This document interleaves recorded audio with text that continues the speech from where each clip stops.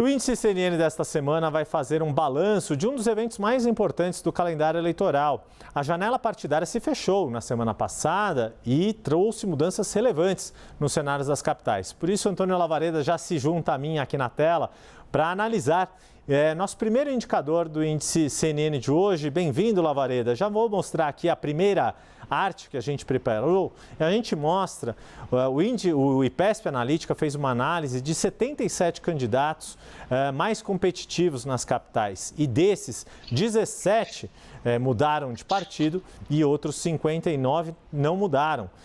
Lavareda, queria te avaliar um pouco esse percentual 20, um quinto, né? Um em cada 5 candidatos mudando de sigla para competição. Isso é um indicativo de uma razoável fidelidade dos candidatos aos seus partidos ou o contrário? Né? Já esses 20% já mostra como é frágil a convicção partidária dos agentes políticos aqui no Brasil. Mais uma vez, bem-vindo ao Índice CNN, Antônio Lavareda. Boa tarde, Yuri e os espectadores da CNN. Esse número mostra a fragilidade do quadro partidário.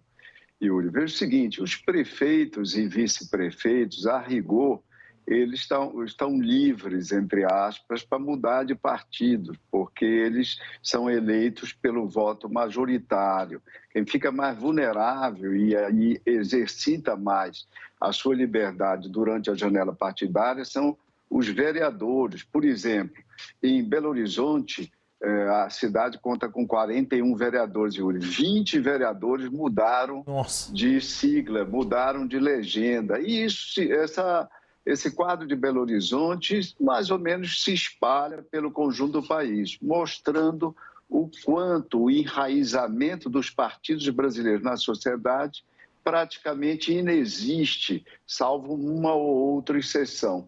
E por que esses vereadores e alguns prefeitos mudam de legenda? Mudam atrás, obviamente, de agremiações que sejam mais competitivas, que tenham um volume de recursos no sentido amplo maior.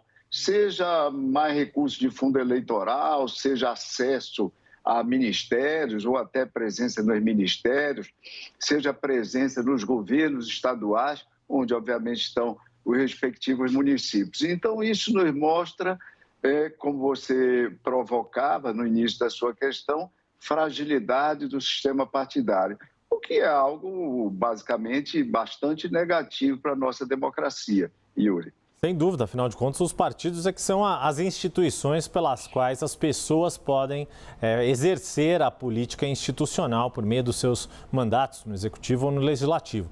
Essa primeira tela, que traz a análise do IPESP Analítica, levou em conta as 26 capitais. E, coincidentemente, a gente falou de 17 mudanças de partidos, mas também são 17 os prefeitos candidatos à reeleição. E há esses outros quase 60, cerca de 60 desafiantes competitivos que foram levados em conta. E aí, curiosamente, Lavareda, na proporção, houve quase 30% de trocas entre os incumbentes, que são os candidatos à reeleição, aqueles que estão na função e podem disputar um novo mandato, mais do que os desafiantes, que foram 20%, como a gente vê com os números absolutos aqui na tela. 47 desafiantes não trocaram, 12 trocaram. 12 prefeitos não mudaram, mas 5 prefeitos mudaram de partido. O que pode explicar esta diferença ou a lógica de escolher um partido mais estratégico? É a mesma, seja desafiante, seja incumbente, né? Esteja ou não o candidato no comando da cidade, do cargo que ele vai disputar na eleição majoritária, Lavareda? Você vê aí, Yuri, que basicamente, se nós olharmos os percentuais, as proporções, não é uma diferença pequena ainda, pequena. Ou seja, o que sugere que é a mesma lógica que predomina na escolha de desafiantes e de incumbentes quando se veem confrontados com a decisão de permanecer na legenda ou trocar de legenda. Agora, lembrando que para os vereadores, como eu mencionava antes, se tornou imperioso, Yuri, acompanhar aqueles candidatos que têm grande probabilidade de eleição. Via de regra, predominam nessa categoria os incumbentes, os atuais prefeitos, como nós já comentamos anteriormente, porque acabou, Yuri, as coligações nas eleições proporcionais. Antigamente, um partido pequeno podia se aliar, fazer uma coligação proporcional com o partido do prefeito e eleger seus vereadores tranquilamente. Agora não.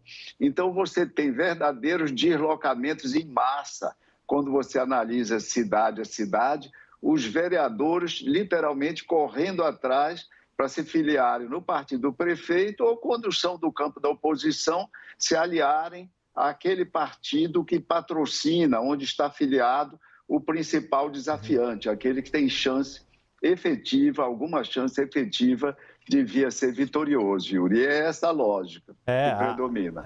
Pois é, tudo levando em conta a realidade local. Agora, Lavareda, dá para a gente dizer que esse cenário dessas trocas partidárias, com o perdão da redundância aqui, é suprapartidário, né? Que afeta os mais variados campos e as mais variadas siglas. Mas eu queria aprofundar contigo uma situação em específico, que é a situação que eu queria aprofundar aqui, a situação de São Paulo. E especificamente do PSDB. A janela partidária, né, como você estava explicando, vale para os vereadores, que os prefeitos podem mudar a qualquer hora, mas aqui a cidade de São Paulo é muito exemplar, muito simbólica desse atual momento de debacle do PSDB, que perdeu toda a sua bancada de vereadores no reduto, no ninho em que nasceu o partido da social-democracia brasileira, o PSDB. Lavareda. Olha só, Yuri, como você comenta, o PSDB perdeu toda a sua bancada na capital de São Paulo, perdeu o vereador na capital de Minas Gerais. Porque eu estou chamando a atenção, porque vale nós chamarmos a atenção para São Paulo e Minas. Eram os dois principais estados, as duas principais bases dos tucanos. Desses dois estados foram egressos os candidatos presidenciais do partido ao longo da sua história. Vale a pena lembrar. No caso de São Paulo, também abrindo um parêntese, eles perderam os 8 vereadores, mas tiveram aí uma vitória, o que é lido como uma vitória pelos analistas. Eles conseguiram filiar o comunicador da Atena, que é uma figura de peso e que vai ser um ator relevante, ainda não se sabe bem se será candidato a prefeito, a vice-prefeito, etc. Mas, de qualquer forma, foi um ganho, foi uma vitória significativa, ou seja, conseguir atrair o Datena para as hostes tucanas nesse momento particularmente difícil. Difícil em São Paulo, porque a primeira eleição, Yuri, vale a pena o espectador anotar isso, é a primeira eleição. Se o PSDB não lançar uma candidatura própria nesse ano 2024, terá sido o primeiro ano desde a existência do partido, primeiro ano no qual o partido não comparecerá com candidatura própria em São Paulo. Lembrar que o partido foi criado ali em 1989, 1988, e em 1988 já teve candidato em São Paulo, foi o Zé Serra, teve 7% dos votos naquele ano. Aquela eleição foi vencida pela Luísa Erundina, lembrando, em 88. Então, de todas as eleições da Nova República até hoje, foram 10 eleições, a única em que o PSDB não havia participado foi a de 1985, Fernando Henrique foi candidato a prefeito, mas pelo PMDB, porque não havia, à época, o PSDB. Então, isso dá uma dimensão de como o partido enfrenta dificuldades nesse momento. E, sobretudo, na cidade mais emblemática do país, pela sua importância, e mais emblemática ainda para a história do PSDB, não é? O berço político das suas candidaturas presidenciais. Fernando Henrique Cardoso, Geraldo Alckmin, Zé Serra, para lembrarmos. Exato. O único que não era de São Paulo, dos candidatos à presidência do PSDB, foi Aécio Neves, que é justamente de Minas Gerais, que o Lavareda já mencionou. E esses dados que o IPESP Analítica traz, relativos a 2024, dizem respeito às 26 capitais. E nas próximas semanas a gente vai poder ter um quadro mais amplo do que a gente tem chamado de G100, dos grupos dos 100 maiores colégios eleitorais, os que têm mais de 2 mil votantes. Mas já aparece aqui na tela, Lavareda, e antes de encerrar, queria fazer esse panorama da janela partidária de 4 anos atrás, levando em conta prefeitos e prefeitos que venceram em 2016 e em 2020 disputaram um novo mandato pela mesma sigla ou por uma nova legenda. E aí são os números que estão na tela. Mais de 2.500 candidatos à reeleição em 2020, dos quais mais de 1.600 foram reeleitos, praticamente 2 em cada 3. Mas, lembrando que desses reeleitos, 40% mudou de partido e 60% não mudou de partido.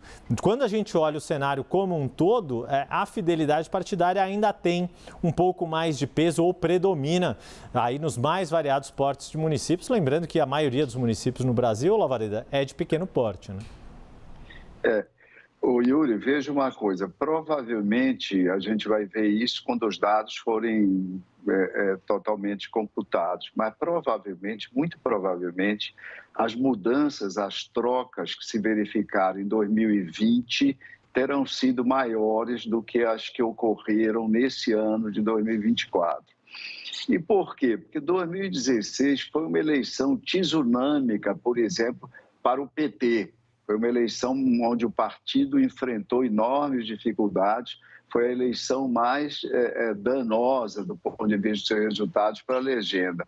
Isso foi se refletir em mudanças de vários dos candidatos petistas para outras legendas de esquerda, na maioria dos casos, mas outras legendas.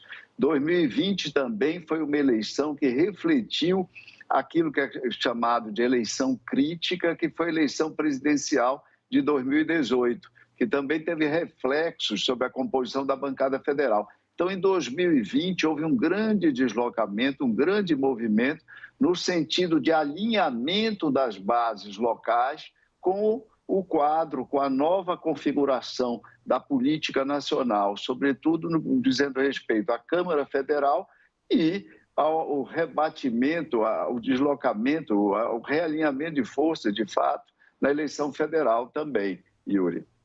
É isso, este é o sociólogo e cientista político Antônio Lavareda, que semanalmente se junta a mim e a todos nós aqui da CNN para a gente trazer uma análise aprofundada e totalmente fundamentada em dados sobre as eleições municipais. E eu te lembro que você pode rever no canal da CNN no YouTube todas as edições do Índice CNN e, com isso, ter o mais completo panorama das disputas nas capitais e maiores cidades do Brasil.